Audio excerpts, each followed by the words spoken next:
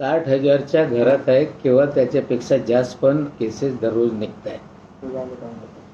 त्याचबरोबर देशामध्ये पण जी आकडेवारी आहे महाराष्ट्रासकट ते 2,60,000 70,000च्या घरात म्हणजे परिस्थिती कोविड पेशंटच्या आकडेवारी हे कुठेतरी वाढत असताना एक चिंता निर्माण करणारी ही परिस्थिती आहे. त्याचबरोबर संपूर्ण देशामध्ये ऑक्सिजनच्या तुटवडा निर्माण होते. त्याचबरोबर रेमडेसिवीरच्या पण तुटवडा निर्माण झालेला आहे सत्य परिस्थिती. पण ही सगळी परिस्थिती असताना काही लोकांना राजकारण शिवाय काय करता येत नाही ही सत्य परिस्थिती. महाराष्ट्रामध्ये भारतीय जनता पक्षाने कुठेतरी गेली 4-5 दिवसापूर्वी जी परिस्थिती होती, कुठेतरी सरकार कामच करत नाही, रेमडेसिवीर उपलब्ध करून देत नाही, असा प्रचार एक महाराष्ट्रामध्ये सुरू केला होता. पण सत्य परिस्थिती वेगळी आहे. या देशामध्ये 7 कंपन्या असे आहे की ज्यांना रेमडेसिवीर उत्पादन करण्याचा आणि मार्केटिंग करण्याचा अधिकार किंवा परमिशन केंद्र सरकारने या 7 कंपन्यांना दिलेली. त्याचबरोबर 17 कंपनी अशी आहे की जे निर्यातीसाठी स्वतःच्या औषधं बनवू शकतात आणि 2 कंपनीच्या माध्यमातून जगामध्ये ते पुरवठा करू शकतात. या देशामध्ये ज्या दिवसापासून आकडे वाढण्याची सुरुवात झाली, मग रेमडेसिवीर कुठेतरी हे भेटत नाही असं एक चित्र निर्माण झालं. त्या काळामध्ये भारतीय जनता पक्षाच्या सुरतच्या कार्यालयामध्ये मोफत रेमडेसिवीर वाटपचा कार्यक्रम घेण्यात आला.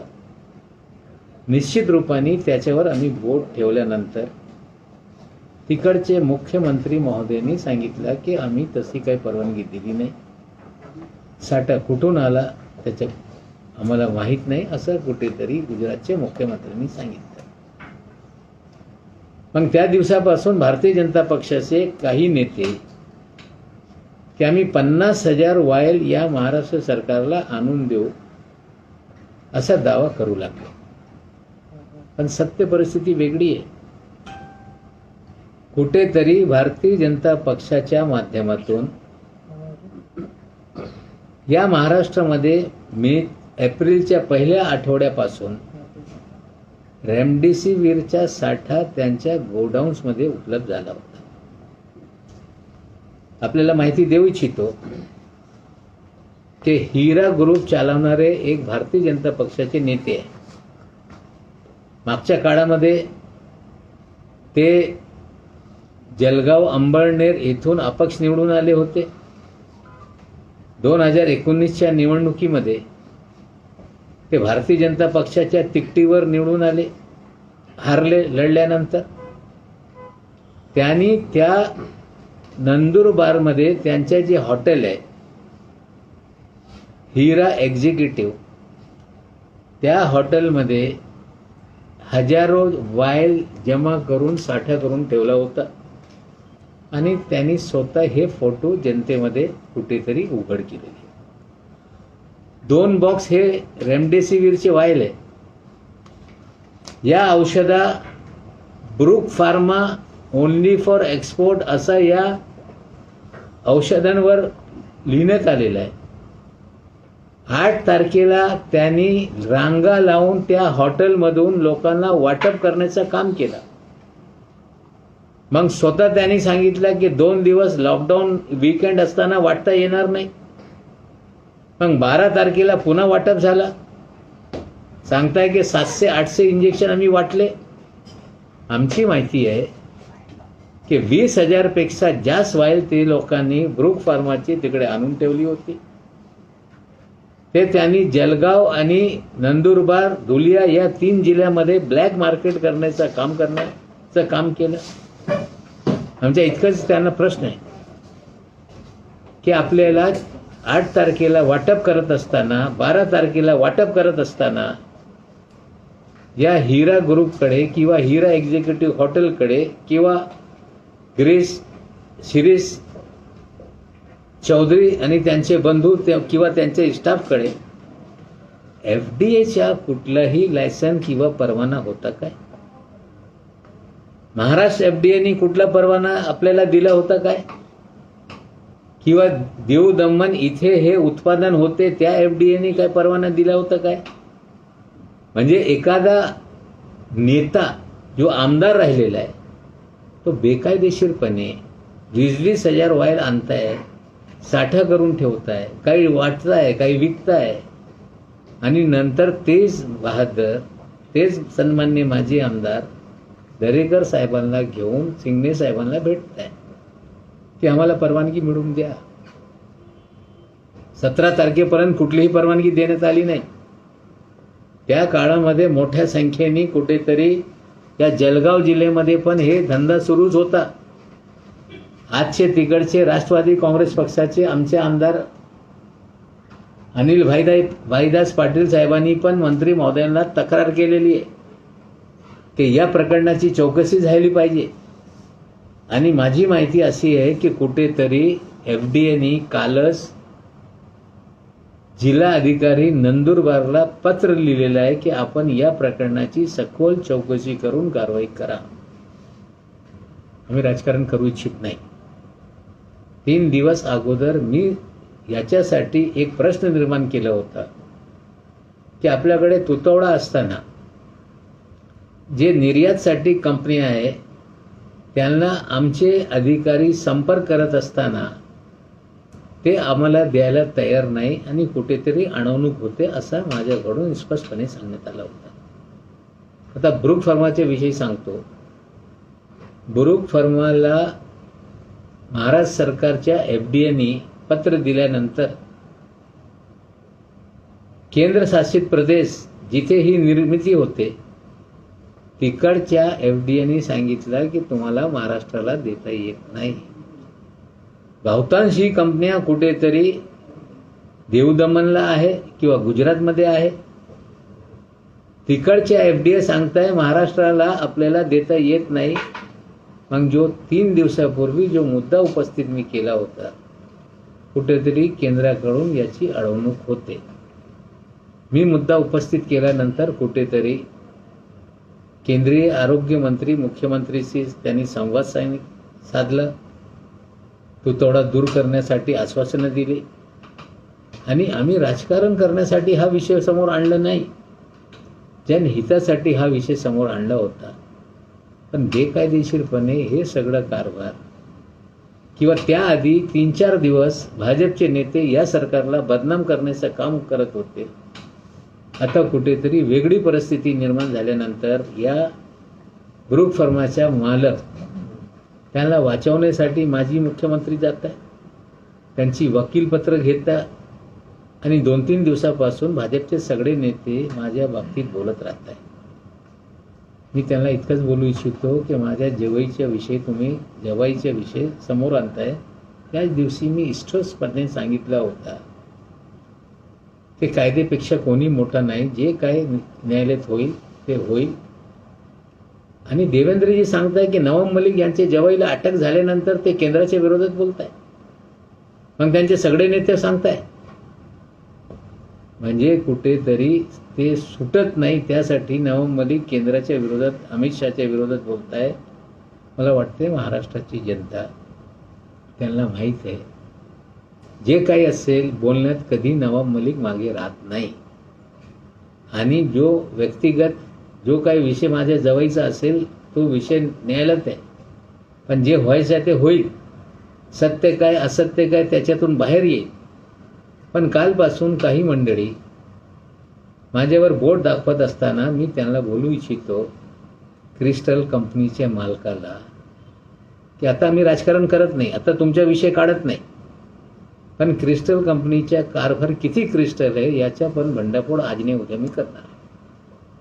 त्याचबरोबर भतीजाचा किती भात कोणी खाल्लेला त्याची पण माहिती उघड करणार आहे.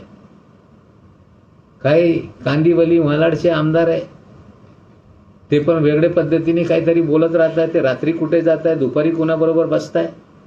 त्यांचे जवळचे लोक ईडीच्या मार्फत किती तुरुंगात आहे, त्यांच्याकडून काय काय त्यांनी घेतलेलं आहे, किती घेवाणदेवाण झालेली याची पण माहिती येणाऱ्या काळामध्ये स्पष्टपणे सांगू.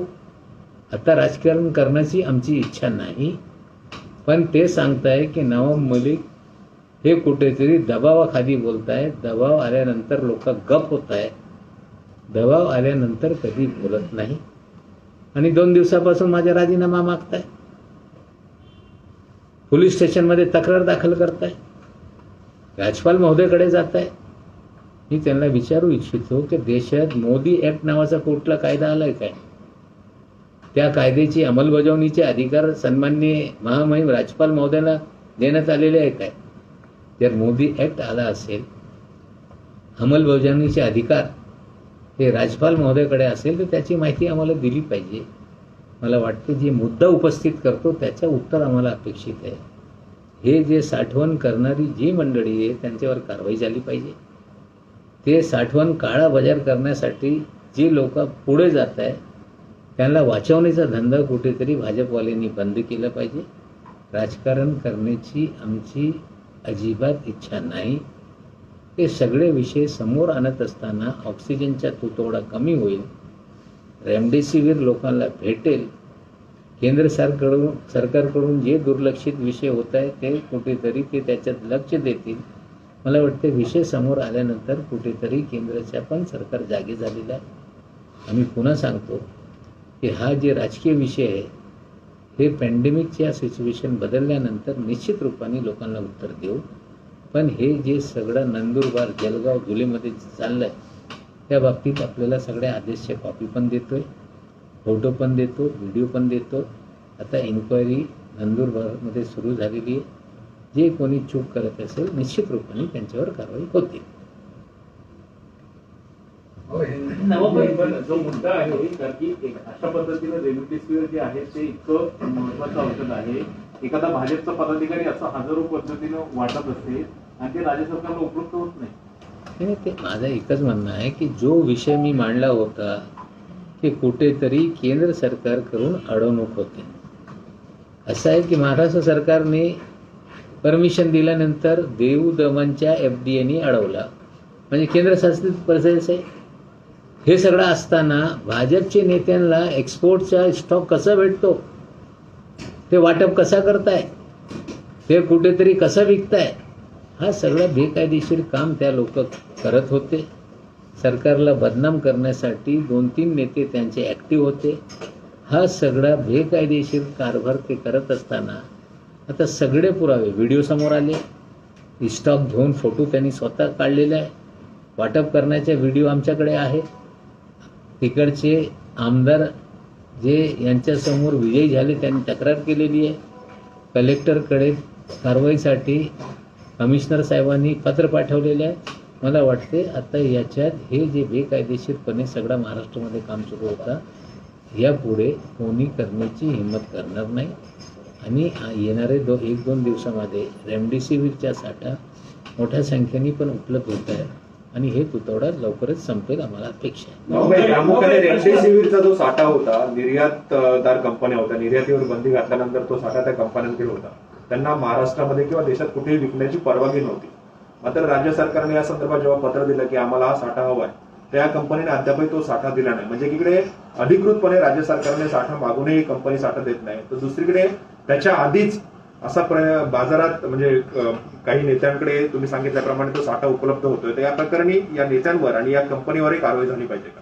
हे निश्चित रूपाने जे FDAचे कमिशनर आहे त्यांनी जळगावच्या कलेक्टरला या प्रकरणाबाबत इन्क्वायरी करून कारवाई करण्याबाबत आदेश निर्गमित केलेले.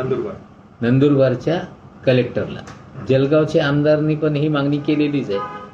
मी जो मुद्दा उपस्थित केला होता की आपल्याला रेमडेसिवीरचा साठा जो एक्सपोर्टसाठी आहे, एक्सपोर्ट बंदी केल्यानंतर केंद्र सरकार कुठेतरी अडवते. म्हणजे देऊ दमन इकडच्या FDA, महाराष्ट्र सरकारच्या FDAने त्यांना परवानगी दिल्यानंतर ते सांगताय तुम्हाला महाराष्ट्राला देता येत नाही. जो माझा विषय होता कुठेतरी हा स्पष्ट झालेला आहे. आमचा उद्देश कोणाला बदनाम करणे किंवा केंद्र सरकारवर निशाणा साधणं न होता. आमचा उद्देश इतकंच होता की जी अडवणूक जे एक्सपोर्ट करणारे जे लोक आहे, उत्पादन करणारे जे लोक आहे, ज्यांना जी अडवणूक होते कुठेतरी ते अडवणूक थांबली पाहिजे. पण अजून ते अडवणूक थांबलेली नाही. ब्रूक फार्माने अजून औषधं दिली नाही किंवा BDR नावाची एक कंपनीला ऑर्डर देण्यात आलेला आहे, त्यांच्याकडून पण काही साठा अजून उपलब्ध झालेला नाही. काल माझी माहिती आहे हिमाचलच्या एका कंपनीला त्यांनी संपर्क केल्यानंतर त्याला ऑर्डर देण्यात आलेला आहे. जे अडथळे जे आत्ता निर्माण होत आहे, आता हिमाचलवाले अडथळे निर्माण करतील काय मला माहीत नाही, पण दीव दमनच्या FDA कडून अजून या कंपन्यांना परवानगी देण्यात आली नाही. केंद्रशासित प्रदेश असताना बहुतेक कंपनी गुजरातमध्ये आणि दीव दमनमध्ये आहे. त्यांची अडवणूक जर तिकडचे FDAची लोक करत असतील तर निश्चित रूपाने आमच्याकडे साठा येऊ नये. कुठेतरी डाव या राज्यात किंवा या देशात सुरू आहे. तुम्हाला असं वाटतं का की रेमडेसिवीरचा काळा बाजार करणाऱ्या कंपनीला महाराष्ट्रात प्रमोट करणं आणि पाठीशी घालण्याचं काम फडणवीस करतात? ज्या पद्धतीने रात्री ते गेले, ज्या पद्धतीने अधिकाऱ्यांशी ते भांडले, काहीतरी काळाबेर त्याच्यात आहे. आमचं एकच म्हणणं आहे, आता ज्या पद्धतीने त्या ब्रूक फार्माच्या कंपनीच्या मालकाच्या बाजू ते घेत होते, तर जळगाव, धुले, नंदुरबार हे सगळे भागामध्ये ज्या पद्धतीने या एक्सपोर्टच्या औषधं लोक विकताय, त्याचा पुरवठा भाजपचे लोक करताय. ब्रूक फार्माची ते औषधं आहे म्हणजे कुठेतरी काळा बाजार ब्रूक फार्माची लोक करताय. हे आता तिकडे पण वलसाडमध्ये पण त्यांचे काही अधिकारी त्यांना अटक करण्यात आलेला आहे. म्हणजे साठे बाजार, काळा बाजार करण्याचं काम ब्रूक फार्मा कंपनी करते आणि त्याच्या पाठराखण जर 2 विरोधी पक्षनेते करत असतील मग याच्यातून काय अर्थ निघते? काहीतरी काळाबेर याच्यात आहे, हे स्पष्ट आहे. नवाब राजेंद्र शिंदे यांचा दावा होता की हे राज्य सरकारलाच मिळणार होतं. नेमकं काय आहे यातला? राज्य सरकारने याला ऑर्डर दिलेलं आहे की आम्हाला द्या, तुम्ही महाराष्ट्राला उपलब्ध करून द्या. पण दीव दमनच्या FDA त्याला परवानगी देत नाही. म्हणजे कुठेतरी मी जे बोलत होतो अडवणूक होते ते आता स्पष्ट होऊ लागले. भाई एक दुसरा मुद्दा आहे की अमित शहा यांचं एक वक्तव्य आलेलं आहे ते म्हणाले की ही जी आघाडी बनली ही अपवित्र आघाडी आहे आणि याचा काही भरोसा नाही. 15 महिने 16 महिने सरकार सुरू आहे, चालत आहे. लोकांचे प्रश्न हा सरकार कुठेतरी सोडवत आहे. भाजपवाल्यांना सत्तेशिवाय राहता येत नाही हे सत्य झालेलं आहे. कोविडच्या काळामध्ये बेछूट आरोप करणे, सरकारवर बिनआधाराचे आरोप करणे, सरकारला बदनाम करण्याचा कारभार भाजपचे लोक करत होते. आता पवित्र अपवित्र म्हणजे यांच्याकडे गंगाजल आहे, ते कोणाचं वर टाकलं ते पवित्र होऊन जात आहे. ते स्वतः सांगताय की वालिया कोलीला वाल्मिकी करण्याची ताकद हा भाजपमध्ये आहे. आता अपवित्र लोकांना पवित्र करण्याचा उद्योग पवित्र अपवित्र तेच करू शकताय. 3 पक्षाच्या सरकार हे जनहिताचं हे सरकार काम करते. कोरोना असताना गंभीरतेने या प्रश्नाकडे लक्ष देणारा एकच सरकार असेल तो महाराष्ट्राचं सरकार आहे. सर, पवार साहेब कुठेतरी या सर्व प्रकरणांना नाराज आहेत. त्यांचं असं म्हणणं की राजकारण नाही झालं पाहिजे, लोकांना सुविधा मिळाल्या पाहिजे ही त्यांची भूमिका आहे. स्पष्ट रूपाने आमची पक्षाची भूमिका तीच आहे की पॅन्डेमिकच्या काळामध्ये राजकारण न करता सगळ्यांनी एकसंग येऊन कुठेतरी हे विषय हाताळले पाहिजे. आता जेव्हा वॅक्सिन मिळत नव्हती आम्हाला, निश्चित रूपाने जनतेसमोर विषय आणणं हे आमची जबाबदारी आहे. रेमडेसिवीरवर राजकारण आम्ही सुरू केलेलं नाही. हा राजकारण कुठेतरी भाजपच्या लोकांनी सुरू केल्यानंतर सत्य जे परिस्थिती आहे ते जनतेसमोर ठेवणं हे आमची जबाबदारी आहे आणि सत्य आम्ही ठेवतोय. आम्ही राजकारण करत नाही. लोकांनी याच्यावर राजकारण बंद केलं पाहिजे. उलट बसून कुठेतरी काही एखादा मदत होऊ शकते तर त्या प्रकारची भूमिका घेतली पाहिजे. पण तशी भूमिका लोक घेत नाही, नुसतं राजकारण करता हे सत्य आहे. काल केंद्र सरकारने एक निर्णय दिलाय की 18 वर्षांच्या वरती सुद्धा 1 तारखेपासून लस उपलब्ध होणार आहे. जी मागणी खरं तर आधीपासूनच केली जात होती पण सरकारने उशीर केला असं वाटतंय का? कारण की भाजपचं असं म्हणणं आहे की पंतप्रधान नरेंद्र मोदी असल्यामुळे अशा पद्धतीच्या मागणीचा विचार झाला. असं आहे, सुरुवातीपासून 18 वर्षाच्या वरच्या लोकांना औषध दिली पाहिजे ही मागणी होती. पण कुठेतरी पहिले फ्रंटलाईन वर्करला देण्याचा निर्णय झाला. मग 60 वर्षाच्या वय मर्यादा ठेवण्यात आली, मग त्याला कमी करून 45 करण्यात आली, मग आता 1 मे पासून 18 करण्यात आली. सुरुवातीपासून हे ठेवता आलं असता, पण ज्या पद्धतीने औषधं हे म्हणजे लस एक्सपोर्ट करण्यात आली, आधी 2च कंपनी करतील, इतरांना परवानगी देऊ नये किंवा इतर कंपनीला येण्यासाठी आपण मार्ग उघडा करू नये, ही भूमिका केंद्राने घेतली होती. जर सुरुवातीलाच की एक्सपोर्ट आम्ही करणार नाही, जे कंपनी उत्पादन करू इच्छिते ते सर्वांना परवानगी देऊ, मला वाटते जर ही भूमिका आधीपासून घेतली असती तर या देशामध्ये अर्धेपेक्षा जास्त लोकसंख्येचं लसीकरण झालं असतं. पण हळूहळू उशिरा निर्णय होत आहे, त्यामुळे कुठेतरी आता कंट्रोल करण्यामध्ये आपण कुठेतरी कमी पडतो. नावबाई, शेवटचा प्रश्न. देवेंद्र फडणवीस यांचे पुतणे आहेत तन्मय फडणवीस म्हणून, त्यांचा एक फोटो व्हायरल होतोय, त्यांनी लस घेतली, पण ज्या पद्धतीनं केंद्र सरकारचा नियम आहे 45 वर्षाच्या वयाच्या वरतीच लोकांना लस उपलब्ध होते, आणि त्यामुळे कुठेतरी एक वाद निर्माण झाला आहे, कारण की अशा पद्धतीनं कमी वयाच्या नातेवाईकाला लस देणं कितपत योग्य आहे? हे बघा, असं आहे की सोबताईचा नातू आहे मला वाटते, त्यांनी लस घेऊन स्वतःच फोटो टाकलेला आहे. आता 18 म्हणजे 45 वर्षाच्या खालचे लोकांना हे मज्जाव आहे. ते फ्रंटलाईन वर्कर आहे की नाही? मग कुठेतरी त्यांनी एकतरी त्या हॉस्पिटलच्या मॅनेजमेंटने सगळे नियम बाजूला ठेवून हे कुठेतरी लसीकरणाचं काम केलं असेल, किंवा केंद्राने सांगितलेलं आहे की कोमॉर्बिड एखादा पेशंट असेल तर त्याला आपण देऊ शकतो. या कोमॉर्बिडच्या आधार घेऊन बऱ्याचशा बोगसगिरी लोकांनी केलेली. हे देवेंद्रजीच्या हा भावाचा मुलगा असेल किंवा गुजरातमध्ये सर्रास या प्रकारचे कमी वयातले लोक लसी घेता असे सगळे सर्टिफिकेट व्हायरल होत आहे. हे योग्य नाही. मला वाटते जर एखादा डॉक्टरनी कोमॉर्बिडच्या सर्टिफिकेट त्यांना दिलं असेल तर निश्चित रूपाने याची चौकशी करून जे याच्यात दोषी असतील, चूक केली असतील, त्यांच्यावर कारवाई झाली पाहिजे. भाई, हिंदी में जानना चाहेंगे कि जिस रेमडेसिविर को लेकर राजनीति छिड़ी है और बीजेपी के विधायक कार्यालय से इस तरीके से मिल रही है, ऐसा आपका? देश में कोरोना के मरीजों की संख्या 2,70,000 के करीब पहुंच रही है और हर दिन 10-15% वृद्धि हो रही है, और महाराष्ट्र में भी आंकड़ा 60,000 से ज़्यादा है. आज से 3 दिन पहले हमने एक मुद्दा उठाया था कि महाराष्ट्र में रेमडेसिविर उपलब्ध नहीं हो रही है. एक्सपोर्ट पर पाबंदी लगाने के बाद जिन कंपनियों को बेचने के लिए परमिशन नहीं थी, उन्हें हमने महाराष्ट्र को दवाई दी जाए ये हमने परमिशन दी, लेकिन कहीं ना कहीं उन्हें महाराष्ट्र को दवा देने से रोका जा रहा है. ये बात साफ हो गई कि देव दमन के FDA ने कहा कि आप महाराष्ट्र को दवा नहीं दे सकते, ब्रूक फार्मा को. इस तरह से और कंपनियों पे दबाव डाला गया, और 3 दिन पहले ये मामला सामने आने के बाद लगातार बीजेपी अलग तरीके से इसके अंदर भूमिका ले रही है. ब्रूक फार्मा के मालिक को बचाने के लिए विपक्ष के नेता स्वयं दोनों पुलिस स्टेशन में जाते हैं, लेकिन मैं आप लोगों को कागजात और सारी जानकारी देता हूँ, वीडियो भी देता हूँ.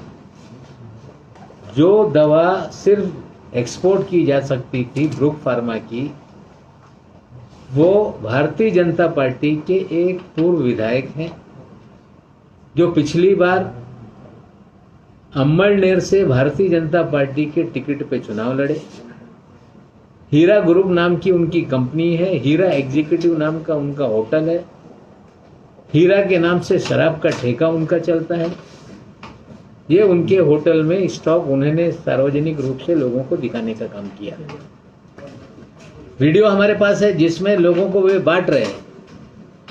8 तारीख के दिन ये काम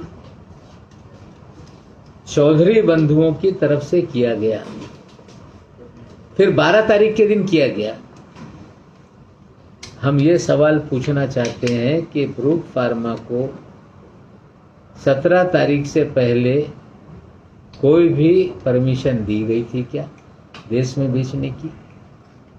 या हीरा ग्रुप के पास कोई फूड एंड ड्रग का लाइसेंस है या उन्होंने एजेंसी ली थी क्या? ये सारे सवाल खड़े हुए हैं। अनिल भाई दास पाटिल जो हमारे पार्टी के विधायक है, उन्होंने भी 14 तारीख को मंत्री महोदय को कंप्लेंट की है कि जलगांव दुलिया और नंदुरबार में ब्रुक फार्मा की रेमडेसिविर बेची जा रही है। हमारी जानकारी है कि ब्रुक फार्मा की दवा ये भारतीय जनता पार्टी के नेताओं ने लिया, सूरत में भी बांटा, महाराष्ट्र के नंदुरबार में भी 700 इंजेक्शन बांटे गए, लेकिन 20,000 से अधिक इंजेक्शन ये हीरा ग्रुप के माध्यम से काला बाजार करके लोगों को लूटा गया। शिरीष चौधरी ही मंत्री महोदय के पास दरेकर जी को लेकर आए थे कि परमिशन दी जाए। 17 तारीख को परमिशन दी गई, लेकिन कंपनी ने कहा कि हम 50,000 नहीं 8,000 दे पाएंगे।